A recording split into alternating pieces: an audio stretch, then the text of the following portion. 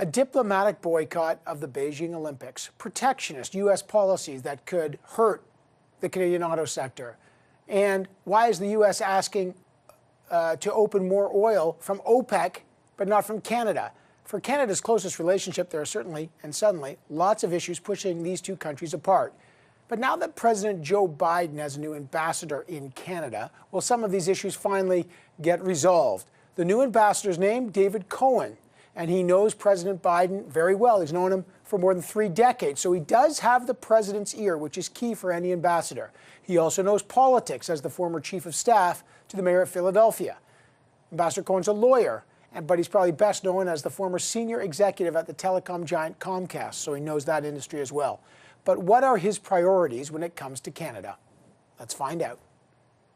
And joining me now, the new ambassador from the United States to Canada, Ambassador David Cohen, for a Power Play broadcast exclusive. First of all, welcome to Canada. It is an honor to have you here as the new ambassador, and you came on a very cold day. Well, Evan, thanks very much for the welcome, and it's really an honor and a thrill for me to be in Canada. This is exactly where I want to be, the weather withstanding. As I've said, everyone warned me how cold it was in Canada, but the welcome I've received has been incredibly warm, and it makes up for whatever chill there might be in the temperatures. Don't worry, it's going to warm up in the spring and the summer. We got you on that too. Okay, Ambassador, but listen, there's a lot of cold issues. I hear it's going to warm up this weekend. Yeah, it will. But listen, I hear it's going to warm up this weekend. You know, Ambassador, there's a lot of issues that are cold that frankly, political issues or hot, depending on what you want, but people do want some kind of thaw, because I know it's a warm relationship, but there's some urgent issues. And I want to start with China, because both the U.S. and Canada now have a diplomatic boycott on the Beijing Olympics, as you know, and the Paralympics. China is furious. They say there's going to be tough countermeasures. What is the United States and what should Canada be prepared for in terms of countermeasures, and will there be now a coordinated response between the two countries? I think one of the strengths of the relationship between the United States and Canada has been the level of coordination there has been between the two countries over a long period of time. And you know, the positioning with respect to China and the Beijing Olympics is just the latest example of the two countries aligning and taking basically the same action. I wouldn't expect anything different from China than to threaten retaliation. I don't want to put myself in a position of trying to predict what a player like Beijing might do in response to what the United States and Canada have done, and now joined by many other countries. But we'll be prepared to deal with it. And I think the advantage of the United States-Canada relationship is we'll be prepared to deal with it together. And as President Biden said earlier this year in talking about the Canada-United States relationship, when we work together, we are stronger.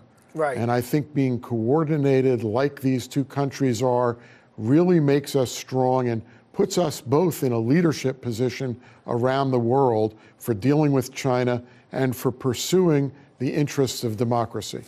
Okay, you talked about being ready for retaliation. Obviously, in Canada, that resonates because of the two Michaels. Last time there was retaliation, they arbitrarily detained and imprisoned Michael Kovic and Michael Spavor. So that's something that resonates loudly here. But Ambassador, you did say there's going to be many other countries that join on. I spoke to the Foreign Affairs Minister, Melanie Joly, last night on this program. She says they're going to work on some kind of coalition for a diplomatic boycott, the U.S., the U.K., Australia, and Canada. How many other countries will sign on, and do you know when they will? So, again, I try not to speak for other sovereign countries, but I think with the United States taking action, with Canada taking action, I do think other countries will sign on. It may take a little while, but remember, the Olympics don't start until February. And I think this has created a permission structure for other democratic countries around the world to take the action of executing a diplomatic boycott of the Olympics without jeopardizing all the work that our athletes have done, some of them training for their entire lives for the ability to compete in the Olympics, and it enables the athletes to go forward, the Olympic Games to go forward, but for Beijing not to enjoy the unfettered glory of hosting the Olympics. Yes, but the UK and the US believe that China's conducting a genocide against the Uyghur, the Muslim minority population. Canada has yet to sign on. I guess that raises two questions, Ambassador. If they are conducting a genocide, the highest crime against humanity, is a diplomatic boycott enough? And what evidence does the U.S. have that it's a genocide that Canada still doesn't have, because Canada can't seem to make that decision? There's going to be a theme that you'll hear me express through the course of my ambassadorship, which is the double-edged theme of, number one, the relationship, the friendship, the allyship between the United States and Canada is unprecedented. But we are both sovereign countries. I think there is no doubt that our values are aligned. I think both America and Canada find abhorrent the activities of China in the human rights arena, as well as in other arenas. And we may take actions and steps against that in different ways and at a different pace. But the overarching agreement of our two countries is the most important element of our relationship, and ultimately will have the greatest impact on adjusting China's behavior and its conduct. Just one last question on China. The U.S. has been calling on Canada to ban Huawei, the Chinese telecom company, from access to Canada's 5G, like our other Five Eyes neighbors, and partners, including the U.S., have done. China has urged Canada to ignore the U.S. in this. Should Canada ban Huawei from its 5G network? Would Huawei, as part of the 5G network, be, frankly, a threat and a danger to North American security? So I know something about this. I lived through it in the United States, and I can state the fact that the United States has governmentally banned the use of Huawei equipment in 5G and other critical infrastructure networks in the United States. And that decision was made on the basis that the United States believed that Huawei technology in those networks did pose a threat to national security. Again, Canada is its own sovereign nation. The Prime Minister has been quite clear that it is a matter under active consideration in Canada whether the Canadian government should ban the use of Huawei equipment in 5G and other critical infrastructure networks. He has also accurately observed, however, that in the case of Canada, most of the major telecom companies in Canada have already made the decision to ban Huawei technology in their networks. And you know, as the representative of the President of the United States, I want to respect our partnership, and I want to respect the sovereignty of Canada to make this decision. And I think the Prime Minister has said all the right things about this issue, and we need to provide the space for that to play out.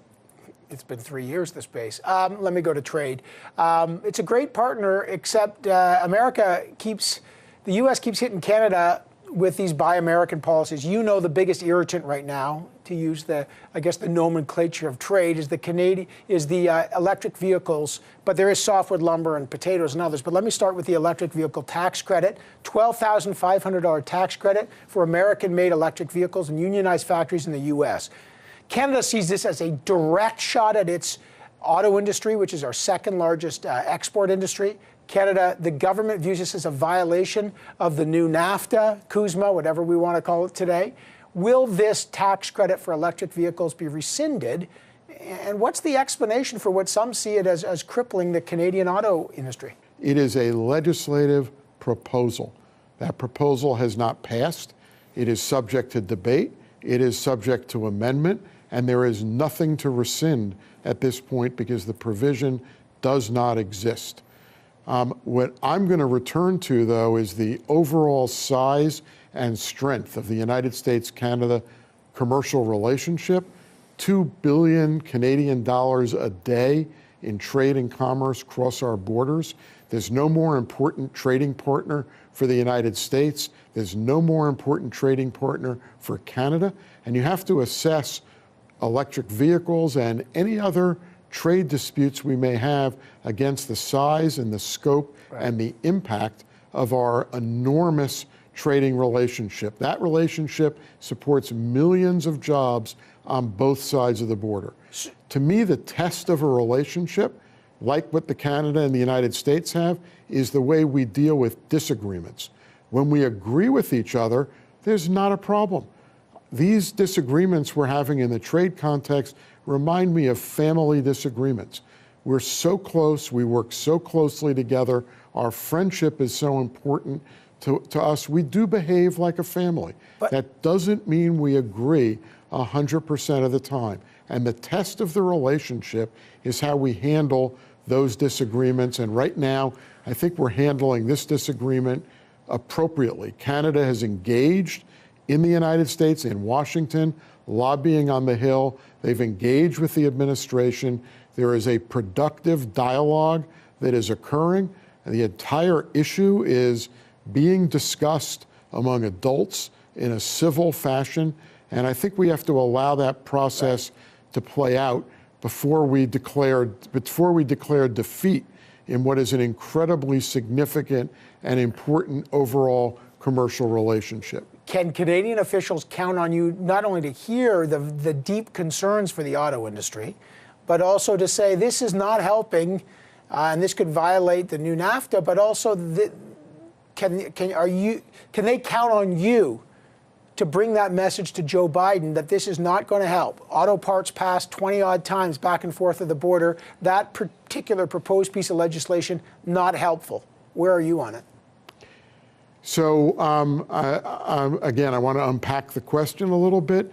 I don't think anyone should count on David Cohen as the United States ambassador to Canada to opine on the provisions of whether any particular policy violates the law. I mean, I'm not practicing law in this role and responsibility. What Canada can count on is that I will faithfully report on what Canada feels and believes. I will participate in discussions in Canada and in the United States. I will advocate for continued dialogue and communication. And I will be a faithful carrier of Canadian positioning and opinions on the electric vehicle issue, as well as on any other trade disputes that may arise. Okay. By the way, there's the U.S. hiked up duty on Canadian softwood lumber 17.9%. I guess my question is, just as maybe there's a lot of these issues in particular. There's also Line 5, as you know, the Enbridge Line 5, which the Michigan governor would like to shut down. But I guess my question, what's your view on, how do you explain to Canadians they're seeing these Buy American positions that seem to hurt Canada? And they thought, wait, I thought Joe Biden was a friend of Justin Trudeau. I thought this was a close relationship. Why are we getting sideswiped with new measures on softwood lumber? And they're hurting key industries. How do you explain this new Buy American philosophy? So let's start with the fact that, remember, Buy America is a provision, it is a policy that applies to federal procurement. It does not apply to private sector commercial relationships. It is much more limited than the overall commercial relationships. Each of these issues has its own history. Softwood lumber is hardly a new issue. It's been around for 20 years, 30 years, and there are some real inequities from the United States perspective in the way in which lumber is priced in Canada versus the way lumber is priced in the United States. To call this a new issue misses 20 or 30 years of history. None of that history is designed to hurt Canada. It's all designed to level the playing field and be fair to American sellers of lumber.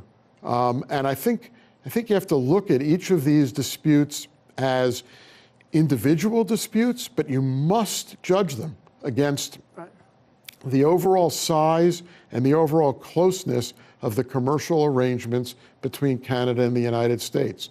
Again, $2 billion, 2 billion Canadian dollars a day in productive trade between Canada and the United States. More than 30 states in the United States, more than 30 out of 50 states in the United States count Canada as their largest trading partner. You have to assess the commercial relationship against these larger issues and not against individual disputes which continue to be worked out and continue to be discussed. I know we're running out of time, so I'm going to try. I know it's your first day on the job, so I appreciate how good you're being here. I'm going to try to just whip through a couple of rapid-fire questions, if we can, very quickly. I know Joe Biden, the president, has asked OPEC to release more oil because of the price of oil. And also to deal with, try to release some of the U.S. reserves. A lot of Canadians say, why release your own reserves and beg for more oil from OPEC and at the same time cut off pipelines from Canada? Is there any push to increase oil supply from Canada so you don't have to get it from OPEC?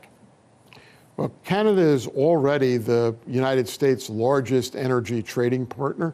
I'm not going to comment on Line 5 because it is in litigation. It is in active discussion. It wouldn't be appropriate for me to be able for me to do that. Okay, what about potatoes? You and I both talked to the PEI premier yesterday. Canada has put a ban on PEI potatoes because the U.S. was concerned about potato warts. PEI says we've dealt with this. We need this export. What would it take to make sure that the U.S. is comfortable getting PEI potatoes safely in that country? So the issue of potato warts and PEI potatoes is a highly technical issue. And again, given the nature of the Canada-U.S. relationship, there are ongoing and active discussions between the Canadian agricultural authorities and the U.S. Department of Agriculture, between the technical experts who know this issue.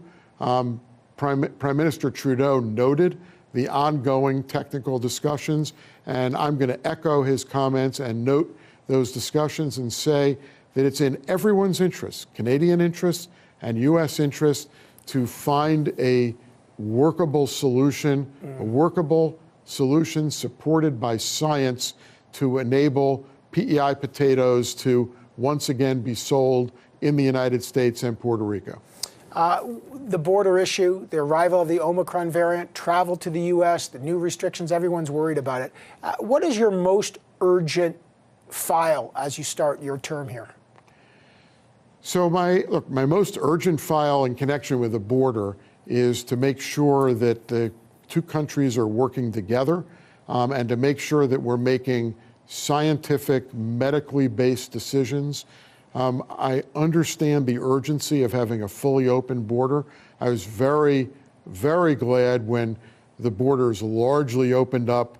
I think the testing issues are certainly an inconvenience, can be a major inconvenience for some people, but it's an inconvenience that is worth it to protect American citizens and Canadian citizens and the world from a major outbreak of what is a deadly, deadly pandemic.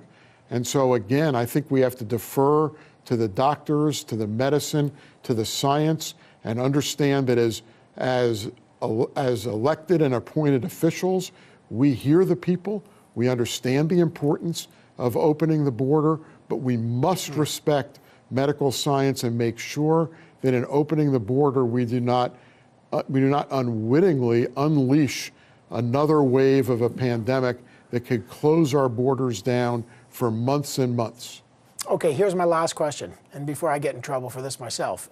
Is Canada playing a diminished role in security? I know the U.S. signed this Asia-Pacific Pact to counter China with the U.K. and Australia. I know it deals with nuclear submarines. Canada doesn't have them. But it also deals with artificial intelligence and lots of other technologies. Canada wasn't included. Could you tell us why, and could Canada be invited to join that security pact?